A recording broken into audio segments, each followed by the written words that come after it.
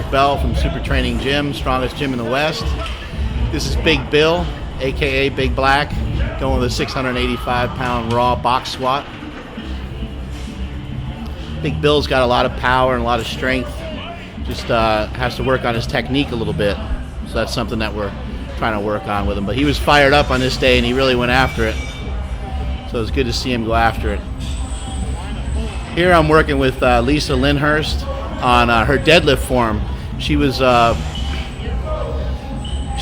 a 285-pound raw deadlift, and she had her stance too wide, and her kneecaps were inside of her feet, or her kneecaps were basically inside of where her ankles are.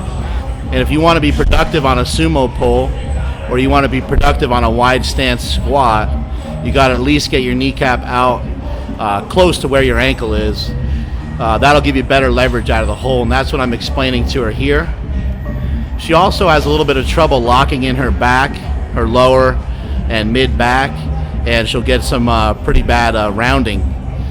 So at this point in the workout, she just missed a 285 deadlift, and we had her go back and try it again, and she actually ended up making it just by bringing her stance in a little bit, having her stance be a little bit more reasonable, and being able to force her knees out to where her feet are.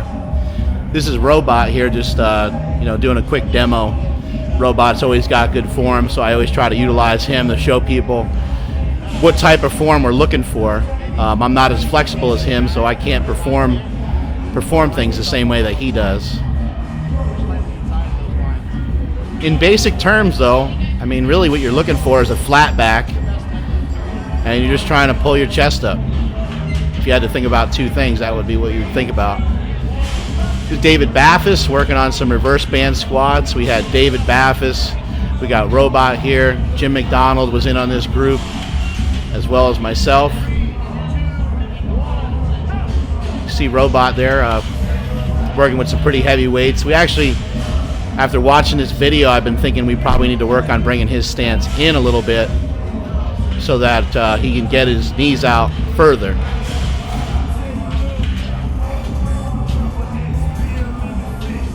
Just warming up, trying to get a good feel for the weights for the day. This is Riley. Riley's been working really hard. This is a block pull.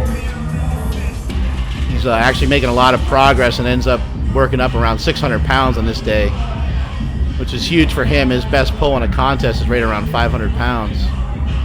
This is Janet Lavelle. She's working on some stiff-legged deadlifts.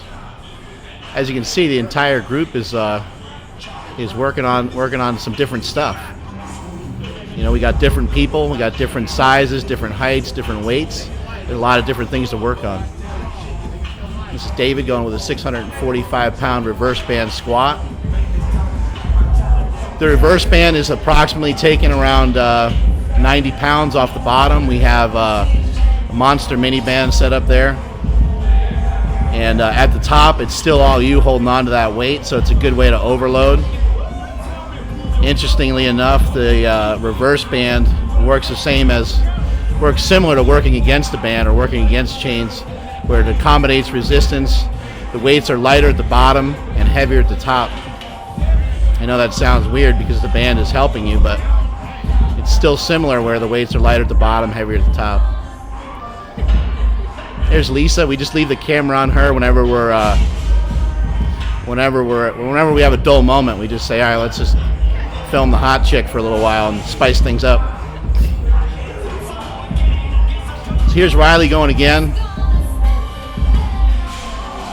Two things that Riley's good at. One is getting fired up, and two is just being fearless. He's got more guts than brains, that's for sure. This is around a 600-pound pull right here.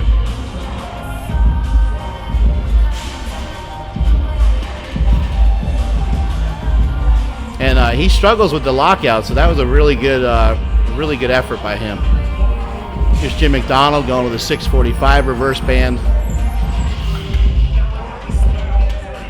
A lot of this on this day is just, we're working on timing, trying to work on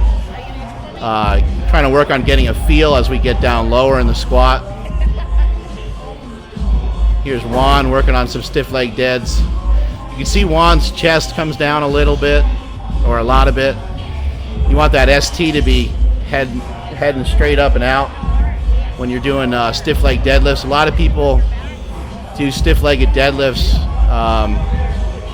in a retarded fashion. They'll stand on something and they'll try to act as if you're going to get further range of motion. But if you do a stiff-legged deadlift correctly, you should only be able to go down to like mid-shin, because you should be arching so hard, keeping your back so flat that the range of motion is somewhat limited. Here's Riley going again. We weren't too happy with the way he locked the last one in, so we had him go again, and he locked that one out much better. Here's David Baffis going with 805. David's best squat in a contest is 722. He handled that weight real easily right there. That looked pretty good. Again, when you're doing some of this stuff, you know, you get up over like 10%, and it kind of just starts to mean that you're getting good at the exercise, and that you should be looking to do something else. I believe this is around, actually this is more like 945 or something along those lines. You can see how screwy the form was, and you can see how, you know, messed up the lockout was and everything on that. Your form plays a big part of it. You can see there that robot is pretty shaky. So, like I mentioned earlier, we're going to work on bringing his stance in a little bit, see if we can fix that shakiness a little bit. There's Jim working with 665.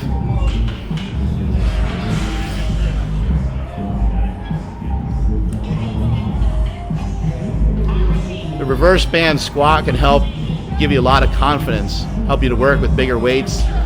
Last contest I did, I squatted 1,003. Here I am working with approximately 50 pounds more.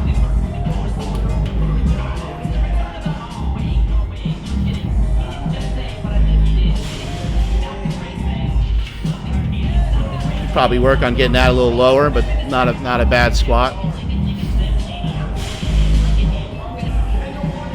You can see how I'm wrapped up like a mummy. I got when I get my hands on the bar, I typically end up with pretty severe elbow pain. So do whatever you got to do to get through the workout, though. You know, don't just not do it. Figure out what you got to do to be able to keep training. Dave will handle that weight pretty good again. Now he feels like he's going to die, which he might. That is a fat face right there. Look at that thing. But here I am getting all wrapped up and mummified for an 1,100 pound attempt right here. The key factor in all this with the 1,100 pound squat is those neon orange shoelaces. None of this would be possible without that.